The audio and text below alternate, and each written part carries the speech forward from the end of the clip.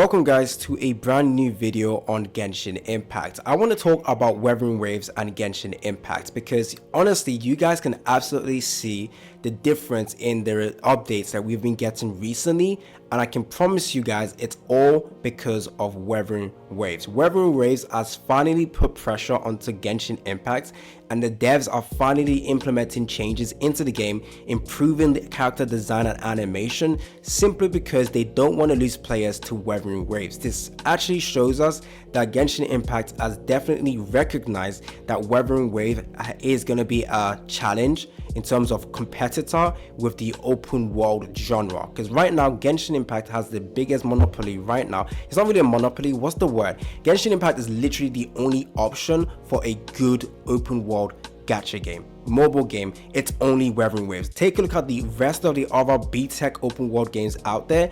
It is straight up garbage, straight up cash grab nonsense, terrible designs, half-ass designs. Obviously they don't have as much money as Genshin Impact to or MiHoYo to pump out a game like this, but you can tell the main aspect of the other open world games out there is simply to collect your money, and Genshin Impact has been eating good for I don't know how many years. I can't remember, 2021, 2020, 2020. It's been a while since Genshin Impact has been released, and the game has been eating good simply because there's no competitor, and because of that we got a lot of negative stuff with the game. In fact, the devs were releasing kind of half-ass characters in terms of design and animation. But if you take a look at Fontaine, nearly every single character from Fontaine has the best animations in this game. Literally take a look at it. Take a look at the Sumeru characters. There's a couple of good ones, but the rest of them are pretty average and like mid-tier in terms of quality of animations. But then you take a look at Fontaine, all the changes coming to the game, all the changes that happen to the game, and you guys can clearly see this is all because of Wuthering Waves. And this actually paints the image that the devs don't care until the money is being threatened. Now, of course, we still spend in this game. You guys can go ahead and take a look at the revenue for this month. Wuthering Waves has been earning, not Wuthering Waves, sorry. Genshin Impact has been earning a lot of revenue, and simply because of that, you guys are going to think, oh, it's because the game is like the best. Obviously it's the best open world game out there, but it doesn't mean they can, actually they will keep the spot as the best open world game out there. But the fact that Wuthering Wave is getting released very soon also paints a little bit of a fear to the devs, because they know that when the game comes out, people or players now have a other option in terms of open world game to go and play. They don't have to play Genshin Impact. Genshin Impact has been eating good and has been getting popular simply because there is no other competitor, and because of that they have been eating good. But now because of Wuthering Waves, yeah, it's all gonna change, and the devs know that, and the devs now have to implement changes into the game that we've been asking since day one, and it shows. Fontaine has been the best in terms of changes and stuff that we all want, and it's all because of competition. And I've said this before, nothing will change Genshin Impact or MiHoYo's handling of Genshin Impact unless it's a direct competitor, and this is honestly proof that they definitely recognize that Wuthering Wave stands a chance. Now, don't get me wrong, Wuthering Waves will not be Genshin Impact. It will not. However, it could stand a little bit lower, but it will still be recognized as being a very top tier game, especially because we know the developers that are handling the game as well. Like honestly, take a look at Fontaine right now. We got so many good updates that happened in Fontaine. We got this additional thing over here, encounter points. It's good. It's really good. It allows you to clear your daily commissions a little bit faster as well. We got a change with the presets as well. I mean, it's garbage. It's a garbage system in general, but it's still something, I guess.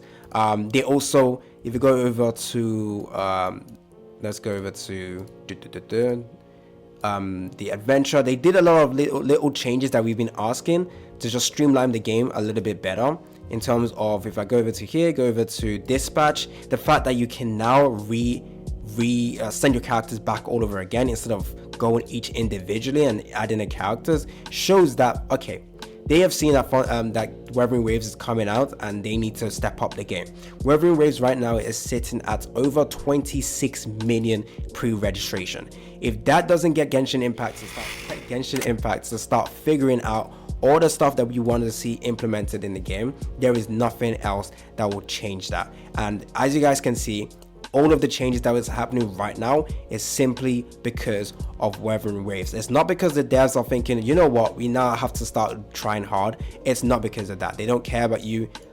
They just care about the profits. And if the profits is being not called into question, if the profits has a risk of dwindling or reducing, they are gonna start making changes just to improve the game. So if anyone disagrees with me, let me know down in the comment section. But you can't deny that Fontaine, with the release of the characters as well, we've gotten a huge increase and improvement in gameplay, improvements in quality of life, and in the future as well, we're getting new game modes. I don't want to talk too much about it because the game devs have not officially announced it, but new game modes, basically end game mode, and is end game? Yeah, end game mode, which a lot of people have been asking for a while, and they said they are not gonna do that. And you know what made them change their mind? The fact that Wuthering Waves was coming out. Now, if I quickly show you guys one thing as well, if I got in release, you guys will notice that Fontaine had the highest, like the better release, not better release.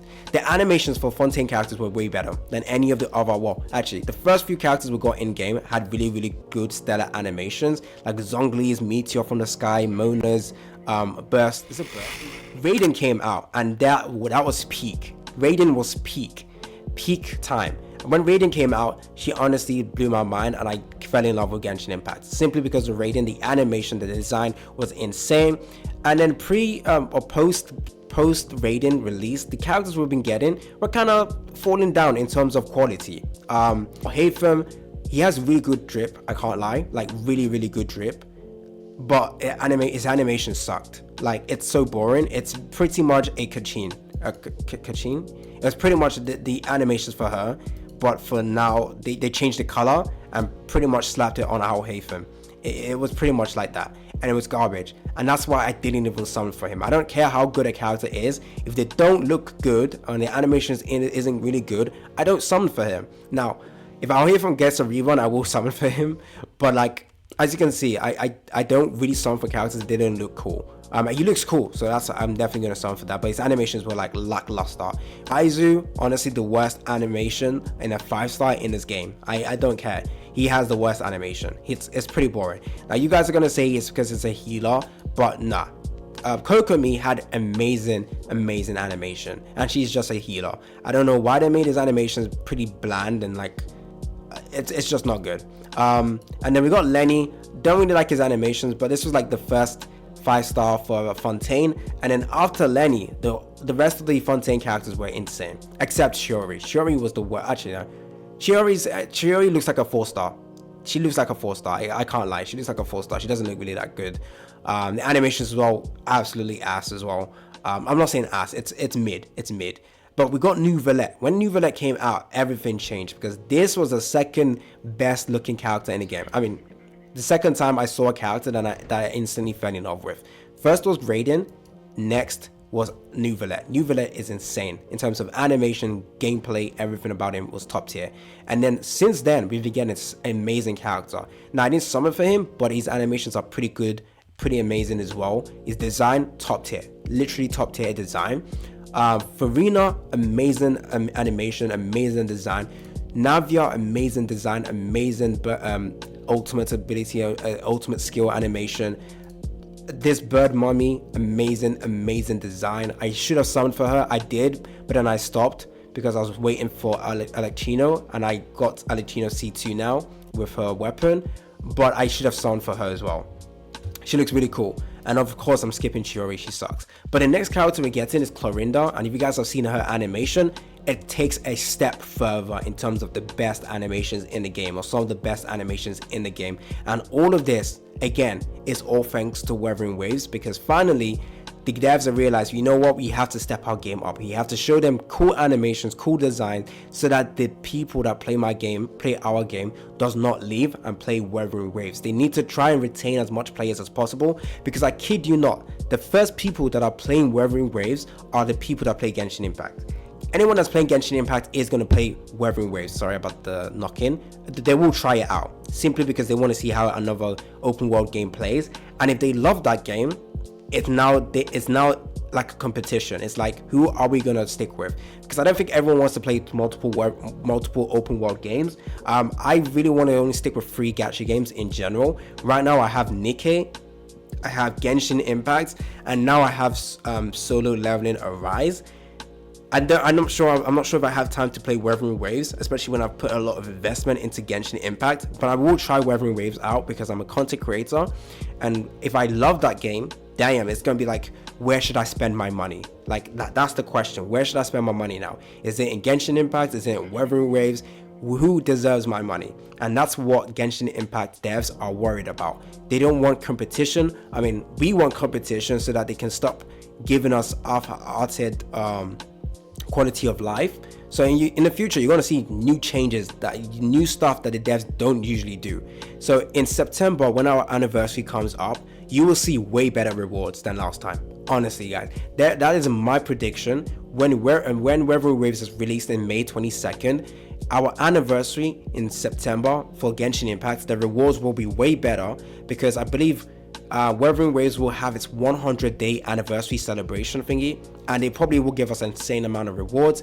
And then Genshin Impact will follow after with its own anniversary. And if it's worse than Wuthering Waves, they are going to get shit on by everyone, and that's what they don't want. So trust me, our anniversary is going to get better because of Wuthering Waves. The anniversary rewards is going to get way better. We might actually see a 5-star ticket. We might. We're going to see better animations as well moving forward, because they don't want to lose players to Wuthering Waves. And yes, I'm happy for that. I'm here for that.